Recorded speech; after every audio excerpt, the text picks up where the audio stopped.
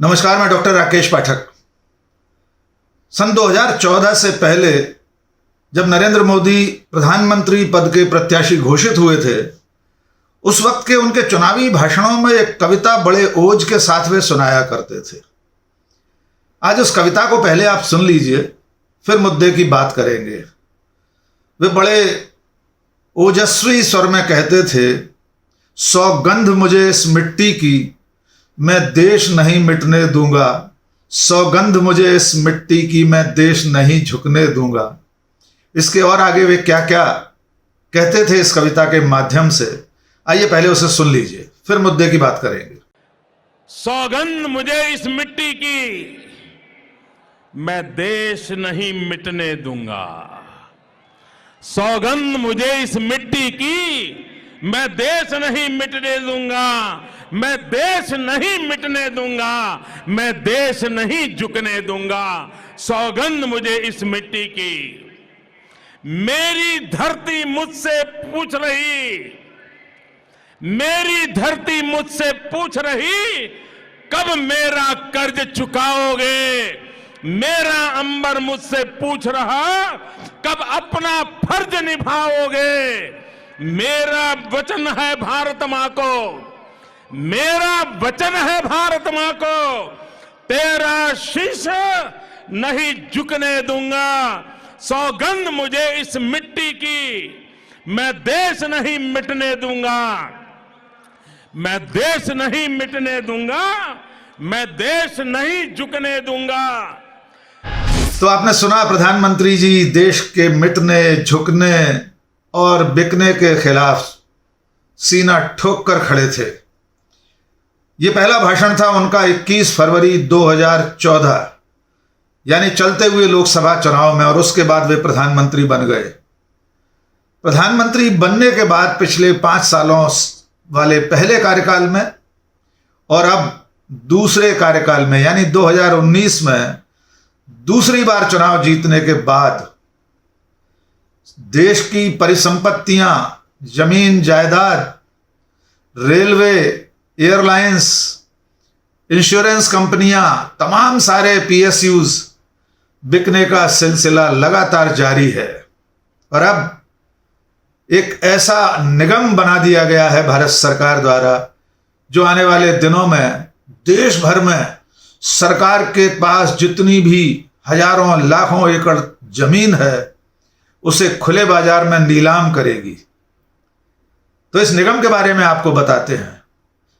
जिस वक्त देश 5 राज्यों के चुनाव नतीजों का इंतजार कर रहा था, यानी कि 10 मार्च को वोटों की गिनती होना थी, 5 राज्यों में सरकारों को अदलने बदलने का फैसला सामने आना था, उसके ठीक एक दिन पहले 9 मार्च को केंद्रीय कैबिनेट की बैठक में एक प्रस्ताव को मंजूरी दी गई है। और इस प्रस्ताव के जरिए राष्ट्रीय भूमि मौद्रीकरण निगम, यानी नेशनल लैंड मोनेटाइजेशन कॉरपोरेशन का गठन मंजूर किया गया है। इसे मंजूरी दी गई है। यद्यपि इसका प्रस्ताव पिछली बार बजट में ही आ गया था। यह निगम किस तरह काम करेगा और इसके पास क्या क्या जिम्मेदारियां होंगी, क्या अधिकार होंगे, ये सब 9 मार्च को कैबिनेट की बैठक में साफ हो गया है। इसके बारे में जो अब तक जानकारी सामने आई है, जो सरकार ने बताया है, वो ये है कि ये जो नेशनल लैंड मोनेटाइजेशन कॉरपोरेशन है, ये भारत में, पूरे देश में जितने भी भारत सरकार के उपक्रम हैं, जितने पीएसयूज हैं, जितने सीपीएसई हैं, यानी सेंट्रल पब्लिक सेक्टर एंटरप्राइजेस, उनके पास जो सरप्लस जमीन है, अभी यह कहा जा रहा है कि जो सरप्लस जमीन है या नॉन कोर एसेट्स हैं, यानी जिनका उपयोग नहीं हो रहा है, ऐसी संपत्तियों को, जमीनों को, इमारतों को, बिल्डिंग्स को बेचने का काम करेगा ये निगम। इस निगम के पास देश भर में जितने पीएसयू और सीपीएसई हैं, उनकी जो जमीनें हैं, उसका पूरा हिसाब किताब पहुंचेगा और पहुंचना शुरू हो गया है। पहली किश्त में, पहली खेप में इस निगम के पास 3,400 एकड़ जमीन बिकने के लिए आने वाली है। सरकार ने इस निगम को अपनी तरफ से उसकी अंश पूंजी 5,000 करोड़ लगाई है उसमें। इसके साथ साथ इस निगम का जो कर्ता धर्ता होगा वो एक बोर्ड ऑफ डायरेक्टर्स है जिसका चयन सरकार करेगी, जिसमें सरकारी मुलाजिम, सरकारी अफसर होंगे। इसके अलावा इस निगम में प्राइवेट सेक्टर के एक्सपर्ट्स भी होंगे, यानी जो निजी क्षेत्र में काम करने वाली कंपनियां हैं, खास तौर से जो रियल एस्टेट में काम करने वाले बड़े बड़े महारथी हैं, उनके एक्सपर्ट भी इस कॉरपोरेशन में शामिल होंगे। यानी हो सकता है भविष्य में इन जमीनों के जो खरीदार हैं वे खुद इस बोर्ड में कहीं ना कहीं किसी रूप में एक्सपर्ट के रूप में शामिल हो जाएंगे। ऐसे एक्सपर्ट जो हैं प्राइवेट सेक्टर के, वे इस कॉरपोरेशन को सलाह भी देंगे कि सरकार और कैसे कैसे संपत्तियों को बेच सकती है, नीलाम कर सकती है। आप जानते हैं कि पंडित जवाहरलाल नेहरू के युग में, उनके समय में, देश की आज़ादी के बाद जो पहली सरकार बनी थी, उनके कार्यकाल में देश भर में पीएसयू की स्थापना हुई थी। ये पब्लिक सेक्टर अंडरटेकिंग केंद्र सरकार के वे ऐसी इकाइयां थीं जिनके जरिए सरकार अलग अलग क्षेत्रों में विकास कार्य करती थी। 27 करोड़ रुपए से उस वक्त स्थापित इन पीएसयूज की कीमत, आज की कीमत कम से कम 150 लाख करोड़ है। और इनके पास जो जमीनें हैं, ये पहली जो जानकारी आई है कि 3,400 एकड़ जमीन नीलामी के लिए इस नेशनल लैंड मॉनिटाइजेशन कॉरपोरेशन के पास आने वाली है। इसके अलावा करीब करीब 1,50,000 एकड़ से ज्यादा जमीन भारत सरकार के इन तमाम सारे उपक्रमों के पास, सार्वजनिक क्षेत्र की इकाइयों के पास है। वो सब अब नीलाम होगी। सरकार का तर्क ये है इस कॉरपोरेशन के जरिए जमीनों को बेचने का कि ये सरप्लस जमीनें हैं, इनका कोई उपयोग नहीं हो रहा था। जैसे मान लीजिए रेलवे स्टेशन से या रेल की पटरियों से लगी हुई जमीनें हैं, या इंडियन ऑयल कॉरपोरेशन के पास जो अतिरिक्त जमीनें हैं, और ऐसे बहुत सारे भारत सरकार के उपक्रम हैं सार्वजनिक क्षेत्र के जिनके पास हजारों लाखों एकड़ जमीन है। वो जमीन अब खुले बाजार में बिकेगी और खरीदार कौन होंगे आप आसानी से समझ सकते हैं। ये जो कॉरपोरेशन बना है, इस कॉरपोरेशन का जो बोर्ड ऑफ डायरेक्टर है, जो सरकार के ही नुमाइंदे होंगे, उन्हें इसका बाकी स्टाफ, उसके वेतन भत्ते, उसकी सुविधाएं, ये सब तय करने का अधिकार भी दिया गया है। और ये निगम भारत सरकार के, केंद्र सरकार के संपूर्ण स्वामित्व के अधीन होगा। यानी उसकी मर्जी के बिना ये निगम कोई खरीद बिक्री नहीं करेगा। खरीदना तो है ही नहीं, सरकारी संपत्तियां बेचना है। आपको याद होगा करीब 2 साल पहले नीति आयोग ने कहा था कि सार्वजनिक क्षेत्र की 3 दर्जन से ज्यादा इकाइयां या तो बंद की जाएंगी या बेची जाएंगी। और अब इस कॉरपोरेशन के जरिए ये सब उपक्रम और उनसे संबंधित जो जमीनें हैं, जो इमारतें हैं, बिल्डिंग्स हैं, और जो इस तरह के स्थायी एसेट्स हैं, उन्हें बेचने का काम ये कॉरपोरेशन करेगा।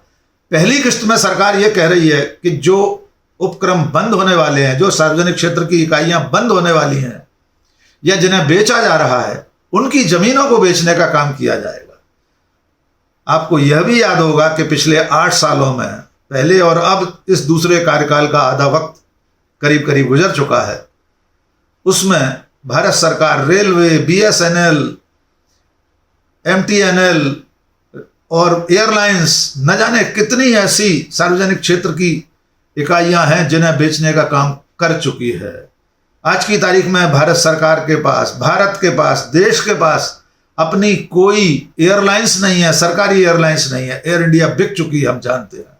और अब इन जमीनों को बेचने के बाद सरकार के पास कितना राजस्व आएगा, जिसके लिए ये निगम बनाया गया है, इसका लक्ष्य अभी सरकार ने स्पष्ट नहीं किया है। कितने लाख करोड़ रुपए इन सरकारी संपत्तियों को बेचकर वो अपने खजाने में भरेगी। आइए इस मौके पर आपको माननीय प्रधानमंत्री नरेंद्र मोदी का एक और भाषण याद दिलाते हैं। उसकी तारीख है 26 फरवरी 2019। पहला भाषण था उनका 21 फरवरी 2014, जिसमें उन्होंने सौगंध खाई थी कि देश नहीं बिकने दूंगा, देश नहीं झुकने दूंगा, मिटने दूंगा। और अब एक एक करके देश की संपत्तियां बिक रही हैं। और उन्होंने खुद 26 फरवरी 2019 को, यानी बीते लोकसभा चुनाव से पहले, एक बार फिर खुद याद दिलाया है कि मैंने 2014 में क्या कहा था। और उन्होंने पूरे ओज के साथ फिर यही कविता पढ़ी। एक बार फिर सुन लीजिए 26 फरवरी 2019 का यह भाषण। 2014 के मेरे इन शब्दों को मां भारती के वीरों को नमन करते हुए आज मैं फिर से दोहरा रहा हूं। सौगंध मुझे इस मिट्टी की,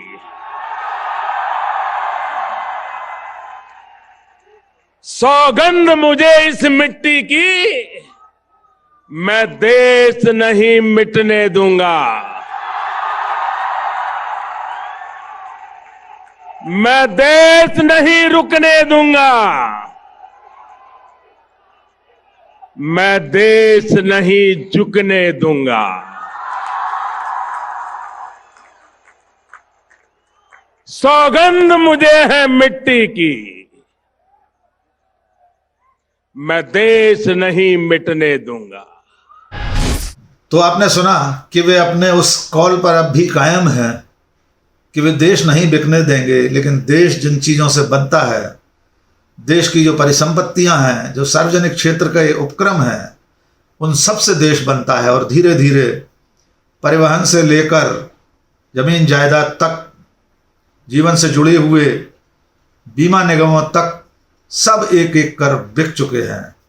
तो आखिर मैं राजेश रेड्डी के एक शेर के साथ अपनी बात खत्म करूंगा।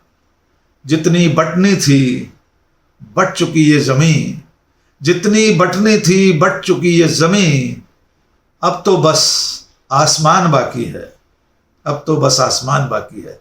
और क्या पता किसी दिन मोदी सरकार आसमान भी बेच दे। आज बस इतना ही।